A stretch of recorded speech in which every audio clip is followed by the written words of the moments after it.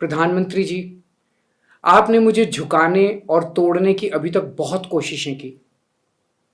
आपने एक एक करके मेरे कई विधायकों को गिरफ्तार किया, लेकिन मैं नहीं टूटा। फिर आपने मेरे मंत्रियों को गिरफ्तार किया, लेकिन आप मुझे नहीं झुका पाए। फिर आपने मुझे गिरफ्तार कर लिया। तिहाड़ में तरह तरह से मुझे प्रताड़ित करके मुझे तोड़ने की कोशिश की गई, लेकिन मैं नहीं टूटा। लेकिन आज तो आपने सारी हदें, सारी सीमाएं पार कर दी। आपने मुझे तोड़ने के लिए मेरे बूढ़े और बीमार माँ बाप को निशाना बनाया। मेरी माँ बहुत बीमार रहती है, वो कई बीमारियों का शिकार है। मोदी जी, 21 मार्च को आपने जब मुझे गिरफ्तार किया था, उसी दिन दोपहर को वो अस्पतालों से कुछ दिनों के बाद लौटी थी छुट्टी लेके। मेरे पिताजी 85 वर्ष के हैं, उन्हें ठीक से सुनाई भी नहीं पड़ता। क्या आपको लगता है मेरे माता पिता गुनहगार हैं? अपनी पुलिस से उनकी पूछताछ क्यों करवा रहे हैं? मेरे बूढ़े और बीमार माता पिता को क्यों प्रताड़ित कर रहे हैं? आपकी लड़ाई मुझसे है। मेरे माता पिता को प्रताड़ित करना बंद कर दीजिए। भगवान सब कुछ देख रहा है। देश एक अपील देना चाहता हूं। प्रधानमंत्री जी, आपने मुझे झुकाने और तोड़ने की अभी तक बहुत कोशिशें की। आपने एक एक करके मेरे कई विधायकों को गिरफ्तार किया, लेकिन मैं नहीं टूटा। फिर आपने मेरे मंत्रियों को गिरफ्तार किया, लेकिन आप मुझे नहीं झुका पाए। फिर आपने मुझे गिरफ्तार कर लिया। तिहाड़ में तरह तरह से मुझे प्रताड़ित करके मुझे तोड़ने की कोशिश की गई, लेकिन मैं नहीं टूटा।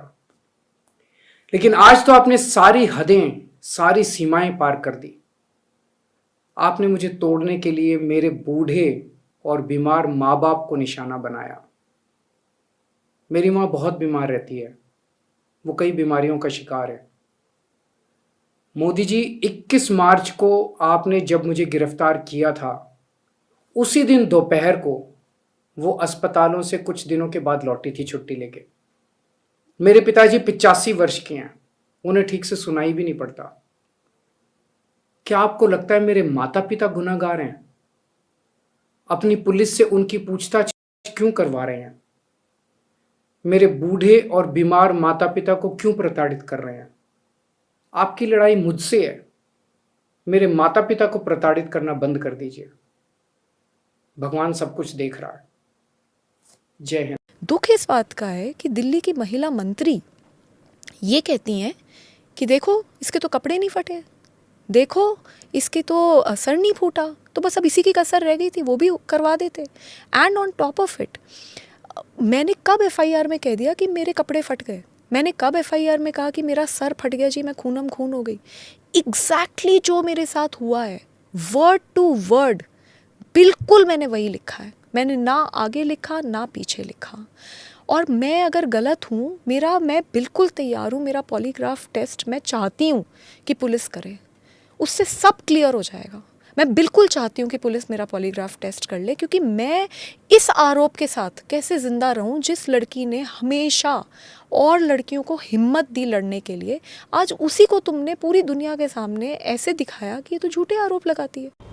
क्या प्रधानमंत्री अब इस स्तर पर गिर गए हैं कि वो अरविंद केजरीवाल जी के बीमार और बुजुर्ग माता पिता पर अत्याचार कर रहे हैं, उन्हें टारगेट करने की कोशिश कर रहे हैं? ये वो अरविंद केजरीवाल हैं जिन्होंने दिल्ली के हर बुजुर्ग को अपने माता पिता के समान समझा है। आज वो आदमी जो दिल्ली के बुजुर्गों के लिए श्रवण कुमार बना, आज उनके माता पिता पर अत्याचार हो रहा है। जो ये घटिया हरकत भारतीय जनता पार्टी ने अपनी दिल्ली पुलिस से करवाई है, इस घटिया हरकत का जवाब 25 मई को दिल्ली के हर बुजुर्ग को अपने वोट से देना होगा। जो मुख्यमंत्री आपका बेटा बार बनकर आपकी सेवा है, उनके बुजुर्ग और बीमार माता पिता पर अत्याचार का जवाब अपने वोट से देना होगा। जी, मैं तो बस इतना कह सकती हूँ कि आज मेरे साथ हुआ है, कल पता नहीं किसके साथ होगा। बहुत हिम्मत चाहिए इतने पावरफुल लोगों के खिलाफ लड़ने के लिए। मैंने आज वो हिम्मत दिखाई है, बट हाँ ये ज़रूर है कि मैं पूरी तरीके से अकेली हूँ। मुझे बहुत दुख होता है जब मैं महिला मंत्री को देखती हूँ टीवी पे ये बोलते हुए कि इसके तो कपड़े नहीं फटे, इसके तो सर नहीं फूटा, ये तो झूठी है, ये तो बीजेपी की एजेंट है। तो मेरा दिल बहुत टूटता है, क्योंकि मैं ये मानती हूँ कि हर महिला को महिला के साथ खड़ा होना चाहिए। अगर मैं एक बात चिल्ला चिल्ला के रो के गिड़गिड़ा के कह रही हूँ तो उसमें मेरा क्या फ़ायदा होगा? मैं किसके इशारे पे करूँगी और मैं क्यों करूँगी? इससे मुझे क्या मिलेगा? मेरा करियर ख़त्म हो गया, मैं बर्बाद हो गई। ऐसी सिचुएशन में मैं क्यों बोलूँगी? वाई विल आई लाई?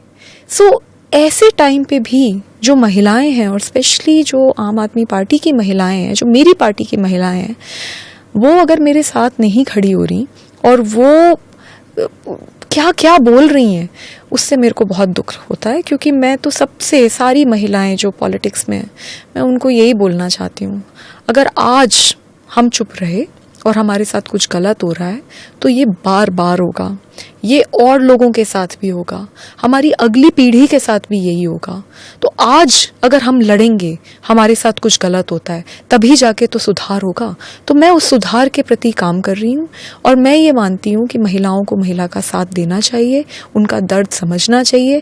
क्योंकि कोई भी महिला, और स्पेशली मैं जिसका इतना करियर रहा है और जिसने इतनी महिलाओं की मदद करी है, वो क्यों झूठ बोले। आम आदमी पार्टी जब आई